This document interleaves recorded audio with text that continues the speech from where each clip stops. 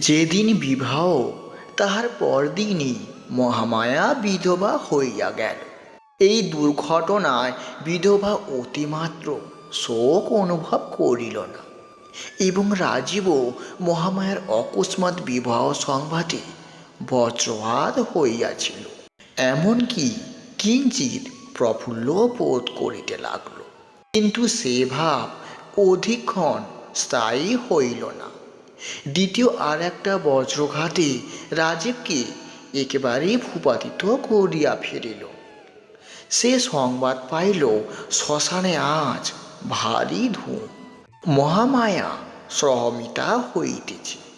প্রথমে সে ভাবিল সাহেবকে সংবাদ দিয়া তাহার সাহায্যে এই নিদারুণ ব্যাপার বলপূর্বক রহিত করিবে।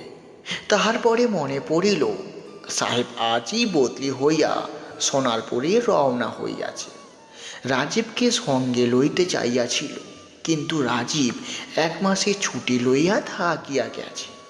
মহামায়া তাকে বলিয়াছে, তুমি আমার জন্য অপেক্ষা করিও।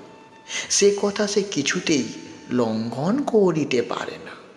আপাতত 1 মাসের ছুটি লইয়াছে, আবশ্যক হইলে 2 মাস, ক্রমে 3 মাস, এবং অবশেষে সাহেবের কর্ম ছাড়িয়া দিয়া দ্বারে দ্বারে ভিক্ষা করিয়া খাইবে, তবুও চিরজীবন অপেক্ষা করিতে ছাড়িবে না।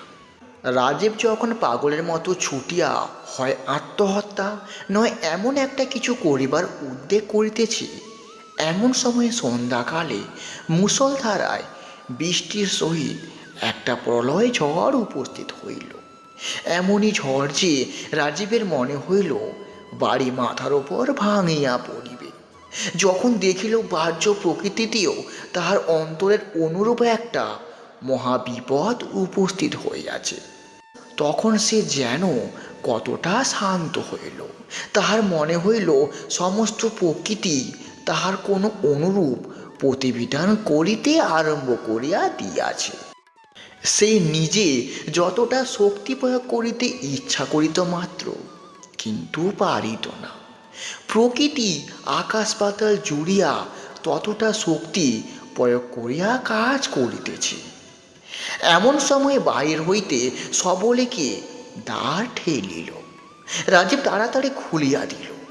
ঘরের মধ্যে আর্দ্র বস্ত্রে একটা স্ত্রীলোক প্রবেশ করিল। তাহার মাথায় সমস্ত মুখ ঢাকিয়া ঘোমটা। রাজীব তৎক্ষণাৎ চিনিতে পারিল সে মহামায়া। রাজীব উচ্ছ্বাসিত স্বরে জিজ্ঞাসা করিল, মহামায়া, তুমি চিতা হইতে উঠিয়া আসিয়াছ? মহামায়া কহিল, হ্যাঁ, আমি তোমার কাছে অঙ্গীকার করিয়াছিলাম আমি তোমার ঘরে আসিব। সে অঙ্গীকার পালন করিতেই আমি আসিয়াছি। কিন্তু রাজীব, আমি ঠিক সে আমি নাই। আমার সমস্ত পরিবর্তন হইয়া গিয়াছে। কেবল আমি মনে মনে সেই মহামায়াই আছি। এখনো বলো, এখনো আমার চিতায় ফিরিয়া আমি যাইতে পারি। আর যদি তুমি প্রতিজ্ঞা করো কখনো আমার ঘোমটা খুলিবে না, আমার মুখ দেখিবে না, তবে আমি তোমার ঘরে থাকিতে পারি। মৃত্যুর হাত হইতে ফিরিয়া পাওয়া যথেষ্ট, তখন আর সমস্তই তুচ্ছ জ্ঞান নয়। রাজীব তাড়াতাড়ি কহিল, তুমি যেমন ইচ্ছা তেমনি করিয়া থাকো। আমাকে ছাড়িয়া গেলে আমি আর বাঁচিব না। মহামায়া কহিল, তবে এখনই চলো। তোমার সাহেব যেখানে বদলি হইয়াছে সেখানে আমি চলিয়া যাই। ঘরে যাহা কিছু ছিল সমস্ত ফেলিয়া রাজীব মহামায়াকে লইয়া সেই ঝড়ের মধ্যে বাহির হইল। এমনই ঝড় যে দাঁড়ানো বড় কঠিন। ঝড়ের বেগে কঙ্কর উড়িয়া আসিয়া ছিটা গুলির মতো গায়ে বিঁধিতে লাগিল। মাথার ওপরে গাছ ভাঙিয়া পড়িবার ভয়ে পথ ছাড়িয়া ভয়ে খোলা মাঠ দিয়া চলিতে লাগিল। বায়ুর বেগ পশ্চাৎ হইতে আঘাত করিল, যেন ঝড় লোকালয় হইতে 2টা মানুষকে ছিন্ন করিয়া প্রলয়ের দিকে উড়িয়া লইয়া চলিয়াছে। গল্পটা পাঠকের নিতান্ত আমূলক এবং মনে করিবেন না। যখন সহমরণ প্রথা প্রচালিত ছিল তখন এমন ঘটনা কদাচিৎ মাঝে মাঝে ঘটিতে শোনা গিয়াছে। মহামায়ার হাত পা বাঁধিয়া তাহাকে চিতায় সমর্পণ করিয়া যথাসময় অগ্নিপ্রয়োগ করা হইয়াছিল। অগ্নিও ধূ করিয়া ধরিয়া উঠিয়াছে। এমন সময় প্রচণ্ড ঝড় ও মুষলধারে বৃষ্টি আরম্ভ হইল। যাহারা দাহ করিতে আসিয়াছিল তাহারা তাড়াতাড়ি গঙ্গাযাত্রীর ঘরে আশ্রয় লইয়া দ্বার রুদ্ধ করিয়া দিল। বৃষ্টিতে চিতানল নিবিতে বিলম্ব হইল না। ইতিমধ্যে মহামার হাতির বন্ধন ভস্ম হইয়া তাহার হাত দুটি মুক্ত হইয়া গিয়াছে। অসহ্য দাহ যন্ত্রণায় একটিমাত্র কথা না কহিয়া মহামায়া উঠিয়া বসিয়া পায়ের বন্ধন খুলিল।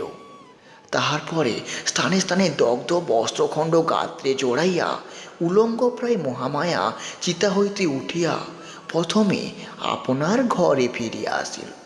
গৃহে তখন কেউ ছিল না, সকলেই তখন শ্মশানে। প্রদীপ জ্বালিয়া একখানি কাপড় পরিয়া মহামায়া একবার দর্পণে মুখ দেখিল। দর্পণ ভূমিতে আছড়িয়া ফেলিয়া একবার কি ভাবিল। তাহার পর মুখের উপর দীর্ঘ ঘোমটাটা টানিয়া অদূরবর্তী রাজীবের বাড়ি চলিয়া গেল। তাহার পর কি ঘটিল পাঠকের আগোচর নেই।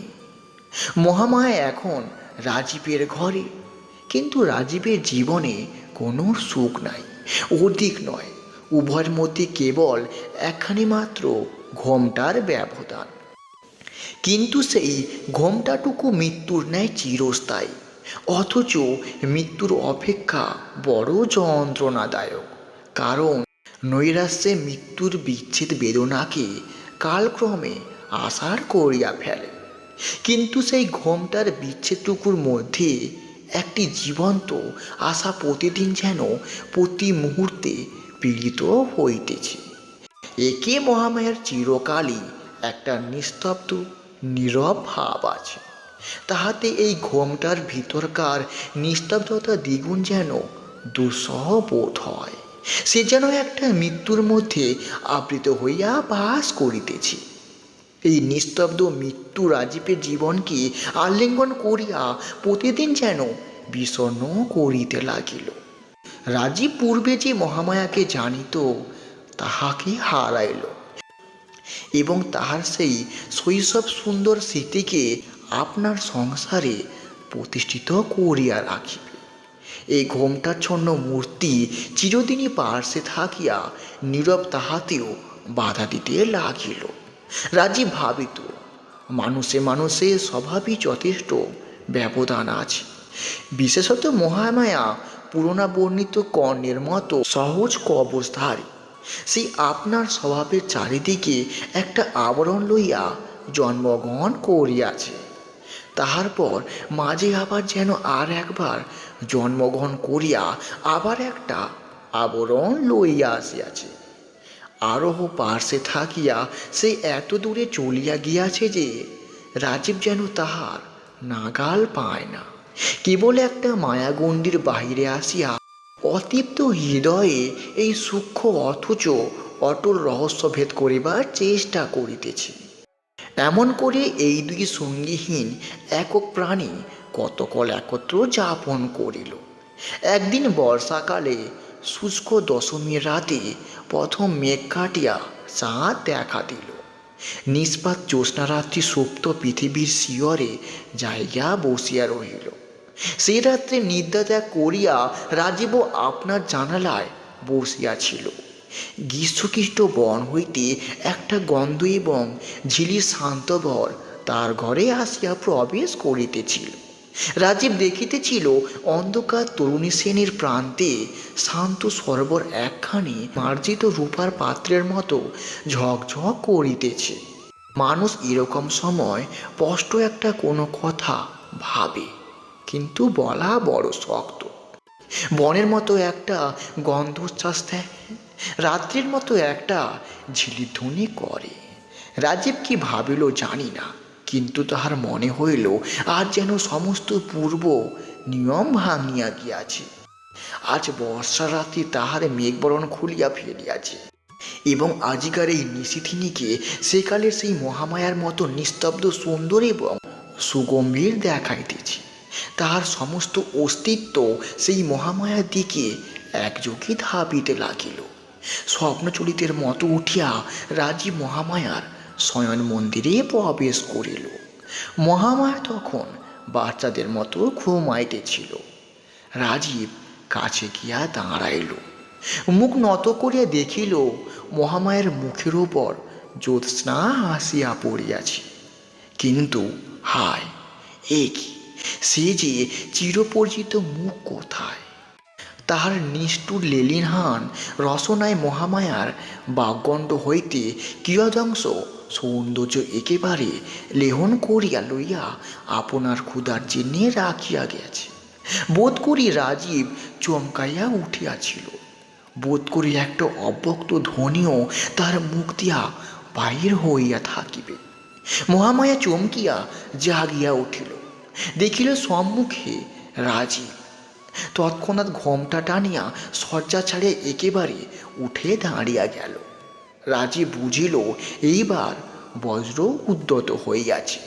ভূমিতে পড়িয়া গেল, পায়ে ধরিয়া কহিল, আমাকে ক্ষমা করো। মহামায়া একটি মাত্র উত্তর না করিয়া মুহূর্তের জন্য পশ্চাতে না ফিরিয়া ঘর হইতে বাহির হইয়া গেল। রাজীবের ঘরে সে আর প্রবেশ করিল না। কোথাও তাহার আর সন্ধান পাওয়া গেল না। সেই ক্ষমাহীন চিরবিদায়ের নীরব ক্রোধানীল রাজীবের সমস্ত ইহজীবনে একটি সুদীর্ঘ দগ্ধ চিহ্ন রাখিয়া গেল। এই ছিল আজকের দিনের মহামায়া গল্পের দ্বিতীয় পাঠ, অর্থাৎ শেষ পাঠ। গল্পটা তোমাদের কেমন লাগলো ছোট্ট একটা কমেন্ট করে জানিও। গল্পগুলো ভালো লাগলে তোমাদের চ্যানেল বিটি রেডিও স্টেশন .0 ইউটিউব চ্যানেলটি সাবস্ক্রাইব করে আমাদের সঙ্গে থাকো। ভালো থেকো, সুস্থ থেকো, নিজেদের খেয়াল রেখো। আবার একটা নতুন গল্প নিয়ে আমরা কাল হাজির হব রাত ঠিক 9টার সময়। মনে রাখবে, রাত ঠিক 9টা আসতে ভুলো না যেন। ভালো থেকো, সুস্থ থেকো।